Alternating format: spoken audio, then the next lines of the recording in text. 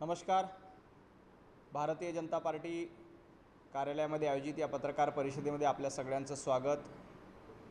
पश्चिम बंगाल, आसाम आणि पुदुच्चेरीमध्ये भारतीय जनता पार्टीचा विजय झाल्यानंतर जनाब संजय राऊत असं म्हणाले की दिवा विझताना मोठा होतो, तशा पद्धतीनं भारतीय जनता पार्टीचा हा विजय आहे. संजय राऊत, तुम्ही उभाटा गटाचे शेवटचे फडफडणारे दिवे आहेत आणि उभाटा गटाला विझवूनच संजय राऊत नावाचा दिवा विझणार आहे हे महाराष्ट्रातल्या जनतेनं ओळखलं आहे. कारण उभाटा गटाचं अस्तित्व संपवायचं, उभाटा गटाची मशाल विझवायची आणि मगच संजय राऊतांचा स्वतःचा दिवा विझणार आहे हे संजय राऊतांनी सुपारी घेऊन ठरवलेलं आहे. काँग्रेसकडनं सुपारी घेऊन उभाटा गटाला पूर्णपणे संपवायचं हेच संजय राऊतांचं धोरण आहे. त्यामुळं भारतीय जनता पार्टी ही प्रकाशाप्रमाणे स्वच्छ आहे. त्यांचा दिवा कधीच विझणार नाही, कारण सूर्य कधीच मावळत नसतो, सूर्य कधीच अस्ताला जात नसतो, सूर्य कायम फेरे मारत असतो. तसं भारतीय जनता पार्टी ही लोकांची सेवा करते. जोपर्यंत जनतेचे आशीर्वाद आहेत तोपर्यंत भारतीय जनता पार्टीचा पराभव होणार नाही. परंतु संजय राऊत, तुम्ही मात्र उभाटा गटाचा शेवटचा दिवा विझवल्याशिवाय शांत बसणार नाहीत. उभाटा गट पूर्ण विझवूनच संजय राऊतांचा फडफडणारा दिवा हा विझणार आहे.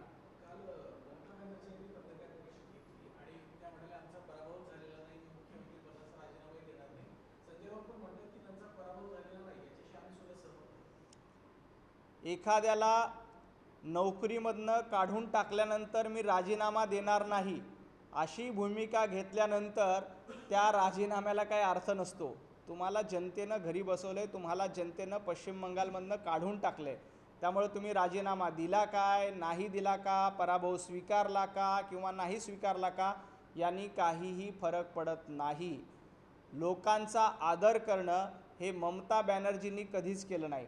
जनमतांचा सन्मान राखणं हे ममता दिदींनी कधीही केलं नाही. त्यामुळं ममता बॅनर्जींची ही भूमिका काही नवीन नाही, कारण गुंडगिरी करणं, दादागिरी करणं हे 15 वर्ष ममता दिदींनी पश्चिम बंगालमध्ये केलं आहे. आता जनतेनं घरी बसवल्यानंतर, जनतेनं नाकारल्यानंतर देखील ममता दिदीची दादागिरी सुरू आहे. पण संजय राऊत त्याचं समर्थन करतायत. संजय राऊत, तुम्हाला खूप खूप शुभेच्छा. तुम्ही ममता दिदींच्या या आंदोलनामध्ये थेट पश्चिम बंगालमध्ये जाऊन सहभागी व्हा आणि त्यांना पाठिंबा द्या.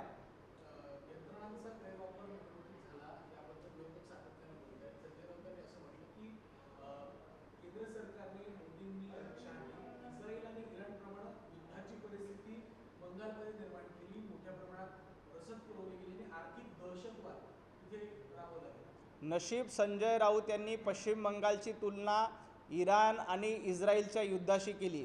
चौथं महायुद्ध, तिसरं महायुद्ध, पहिलं महायुद्ध, दुसरं महायुद्ध याच्याशी तुलना केली नाही. संजय राऊतांना प्रत्येक ठिकाणी भारतीय जनता पार्टी जिंकली की युद्ध जिंकलं असं त्यांना वाटतं. त्यांनी त्या पहिल्या महायुद्धाशी तुलना केली असती. जापानमध्ये हिरोशिमा आणि नागासाकीवर टाकलेल्या अणुबॉम्बशी तुलना केली नाही. हा मोठा योगायोग आहे की त्यांनी इराण आणि इस्रायलशी तुलना केलेली आहे. संजय राऊतांना इतकंच सांगायचं, भारतीय जनता पार्टी ही जनतेच्या जीवावर निवडून येते, जनतेची सेवा करते आणि मग निवडणूक जिंकते. तुमच्यासारखं घरात बसण्याचं काम भारतीय जनता पार्टी किंवा पंतप्रधान नरेंद्र मोदीजी करत नाहीत. उद्धवजी ठाकरे आप लढो हम कपडे संभालते असं म्हणत घरामध्ये बसतात. संजय राऊत घरामध्ये बसतात. भारतीय जनता पार्टीची ती परंपरा नाही.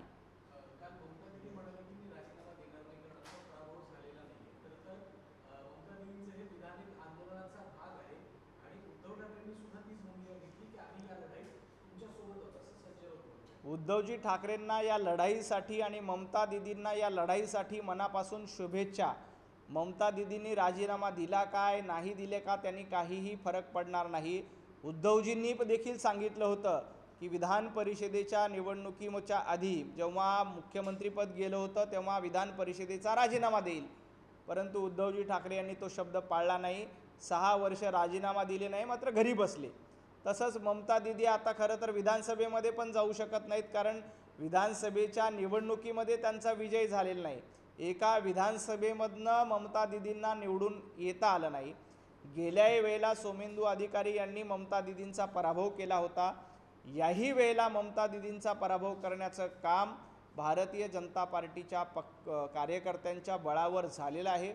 त्यामुळं उद्धवजी ठाकरे, संजय राऊत आणि ममता दिदी या तिघांनाही शुभेच्छा आहेत। उद्धवजी ठाकरे यांनी तातडीनं मातोश्री सोडली पाहिजे। कोलकात्यामध्ये जाऊन ममता दिदींच्या घराबाहेर ठिय्या आंदोलन केलं पाहिजे।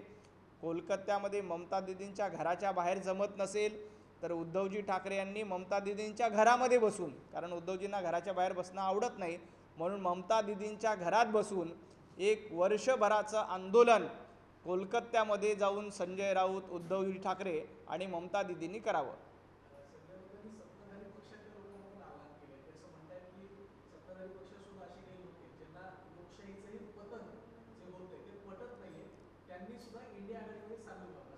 संजय राऊत सत्ताधारी पक्षाचं सोडा, आपल्या पक्षाचे खासदार, आपल्या पक्षाचे आमदार आधी सांभाळा। मध्यंतरी बंडू जाधव यांनी काय वक्तव्य केलं होतं ते संजय राऊतांच्या आठवणीत नसेल तर आठवण करून द्या संजय राऊतांना एकदा की बंडू जाधव काय म्हणाले होते। काल संजय दिना पाटील यांच्या भेटीला एकनाथजी शिंदे गेल्यानंतर लगेच उद्धवजी ठाकरे यांना काल जाग आली आणि संजय दिना पाटलांना फोन केला। आपल्या पक्षाच्या घरामध्ये, आपल्या खासदारांच्या कुटुंबामध्ये कोणी आजारी असेल तर त्यांना भेटायला जायला तुमच्याकडे वेळ नाहीत। एकनाथजी शिंदे तिथे जाऊन भेट करतात आणि तुम्ही मात्र फक्त फोनवरून विचारपूस करता। संजय राऊत आपला पक्ष सांभाळा, आपला खासदार सांभाळा, आपला आमदार सांभाळा आणि मग सत्ताधारी पक्षाच्या लोकांना आव्हान करा। तुमच्या बुडाखाली किती आग लागली आहे हे एकदा खाली वाकून बघा, म्हणजे तुमचा पार्श्वभाग किती जळालेला आहे हे तुम्हाला लक्षात येईल। तुम्हाला लक्षात आलं नसेल तरीही जिल्हा परिषद निवडणूक, पंचायत समिती निवडणुकीमध्ये जनतेनं तुम्हाला आरसा दाखवायचं काम केलं आहे।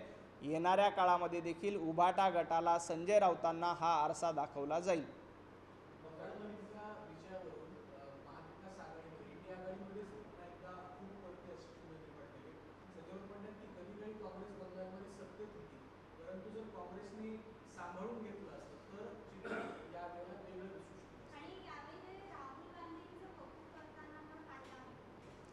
पश्चिम बंगालमध्ये इंडी आघाडीचं अस्तित्वच नव्हतं।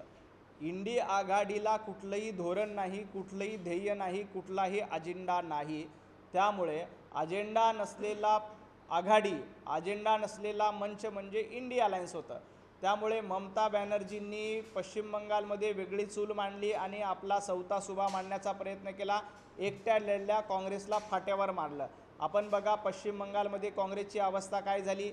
एक जागा देखील पश्चिम बंगालमध्ये काँग्रेसला जिंकता आली नाही। एकमेव जागी पश्चिम बंगालमध्ये काँग्रेसला यश मिळालं।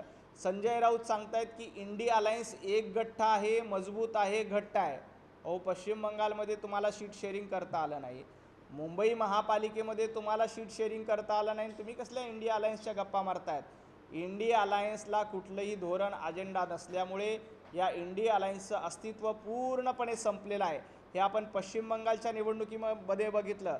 त्याच तामिळनाडूमध्ये जेव्हा TVKचा विजय झाला तेव्हा आता DMKने आरोप केला आहे की काँग्रेसनं आम्हाला मदत न करता TVKला मदत केली।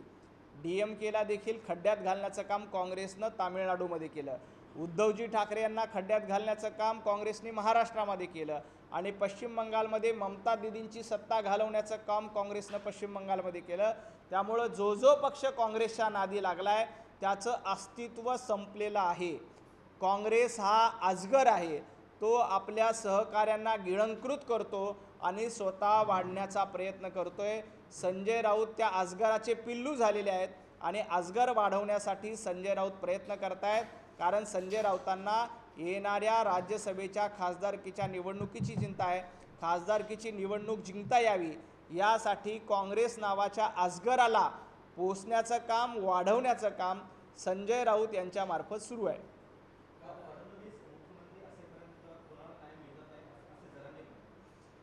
मनोज जरांगे पाटलांना एवढंच आव्हान करायचं आहे, विनंती करायचं आहे की देवेंद्रजी फडणवीस हे कायद्याने चालतात। ज्या पद्धतीनं भोरमध्ये एका चिमुकलीवर अन्याय झाला, अत्याचार झाला, अतिशय अमानवी असं कृत्य केलं, या प्रकरणामध्ये सरकार सजग आहे. पूर्णपणे कारवाई करून तातडीनं त्या आरोपीला फासावर लटकवण्याचं काम सरकारच्या माध्यमातून निश्चित केलं जाईल. कायदा आणि सुव्यवस्था अबाधित राहावी यासाठी सरकार पूर्णपणे प्रयत्न करते.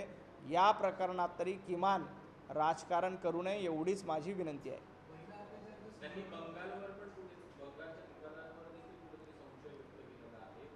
राज्यात वाढलेली गुन्हेगारी सोबतच जे बंगालमध्ये निर्णय आलेले आहेत ते कसे चुकीचे आहेत असं देखील नाही, जरांगे पाटील असं म्हणाले की ममता बॅनर्जींचा पराभव कधीही होऊ शकत नाही आणि ममता दिदीचा पराभव झाला म्हणजे काहीतरी काळबेर आहे.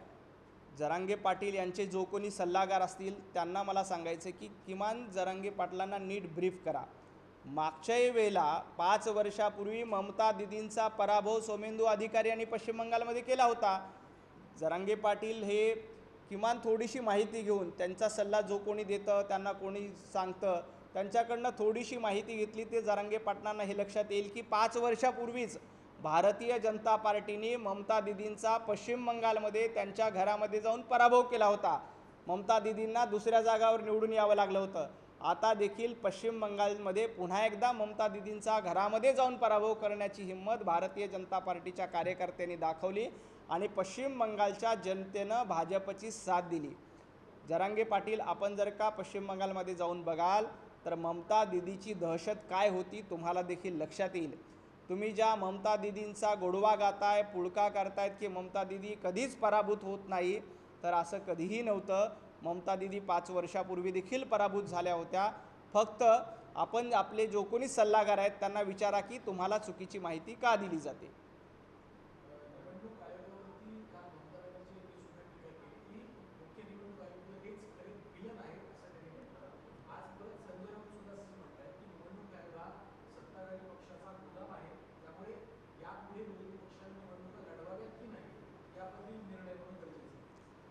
निवडणूक आयोगाने फक्त पश्चिम बंगाल किंवा आसाममध्ये निवडणूक घेतली, पुदुच्चेरीमध्ये निवडणूक घेतली का? केरळमध्ये कोण जिंकलं? केरळमध्ये काँग्रेस जिंकलं, तिथं निवडणूक आयोग योग्य होतं, बरोबर. तामिळनाडूमध्ये TVK जिंकलं, तिथं निवडणूक आयुक्त योग्य होते, तिथं SIR चांगल्या पद्धतीनं झालं. भारतीय जनता पार्टी जिंकली की निवडणूक आयोगावर संशय घ्यायचा आणि बाकी सगळीकडे आलबेल म्हणायचं. हा दुटप्पीपणा आहे, याला ढोंगबाजीपणा म्हणतात. आणि संजय राऊत ढोंगबाजी करण्यामध्ये एक्सपर्ट आहेत. त्यांना असं वाटतं की जगातलं सगळं फक्त आपल्यालाच कळतं. राहिला प्रश्न संजय राऊतांनी निवडणूक लढायची का नाही लढायची. संजय राऊत, तुम्ही एकदा काय 1000 वेळा निवडणूक लढा, जनता तुम्हाला कधीही निवडून देणार नाही. तुम्हाला कायम मागच्या दारानंच राज्यसभेत जावं लागलं, भविष्यामध्ये विधान परिषदेमध्ये जावं लागेल किंवा अजून तुम्ही आकुंचित पावल्यानंतर महापालिकेमध्ये स्वीकृत सदस्य म्हणून संजय राऊतांना जावं लागेल. जनतेमध्ये निवडून येण्याची अवकाश संजय राऊतांची याआधी देखील नव्हती आणि यापुढे देखील नव्हती. त्यामुळे संजय राऊत निवडणूक लढले काय किंवा नाही लढले काय त्यांनी काहीही फरक पडणार नाही. जे स्वतः कायम पराभूत होणार आहेत त्यांनी जनतेमधून निवडून येण्याची भाषा करू नये. संजय राऊत, तुम्हाला जनतेतनं कधीही निवडून लढता आलं नाही, जिंकता आलं नाही, याचं आत्मपरीक्षण करा. राहिला प्रश्न विरोधकांनी निवडणूक जिंकावी का नाही जिंकावी, उभाटा गटाने निवडणूक लढावी, काँग्रेसने निवडणूक लढावी का नाही लढावी, लोकशाहीमध्ये प्रत्येकाला निवडणूक लढण्याचा अधिकार असतो. घटनाकार महामानव डॉक्टर बाबासाहेब आंबेडकरांनी आपल्याला निवडणूक लढण्याचे अधिकार दिले. विरोधकांना लढायचं नसेल तर त्यांना मनापासून शुभेच्छा.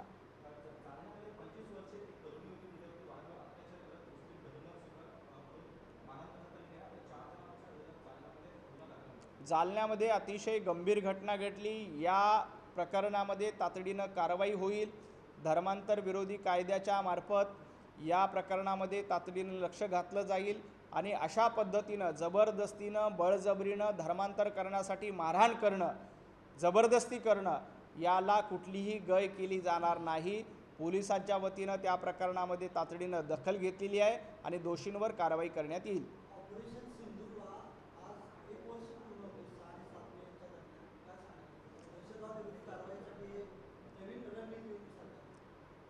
जेव्हापासनं पंतप्रधान नरेंद्र मोदीजींचं केंद्रामध्ये सरकार आलं तेव्हापासून दहशतवाद्यांची पळताभुई थोडी झाली. दहशतवादाचं कंबरडं मोडण्याचं काम केलं.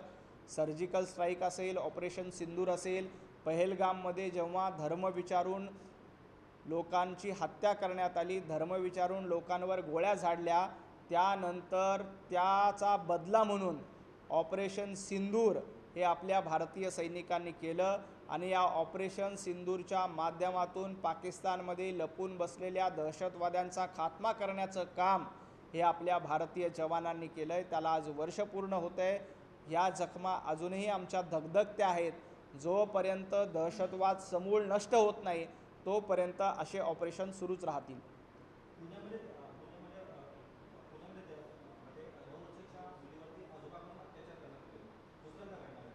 पुण्यामध्ये अतिशय विकृत अशी घटना घडली की आपल्या स्वतःच्या नातीसोबत एका नराधमाने आजोबाने अशा पद्धतीचं गैरकृत्य केलं आहे. पोलिसांनी तातडीनं त्याला अटक केली आहे.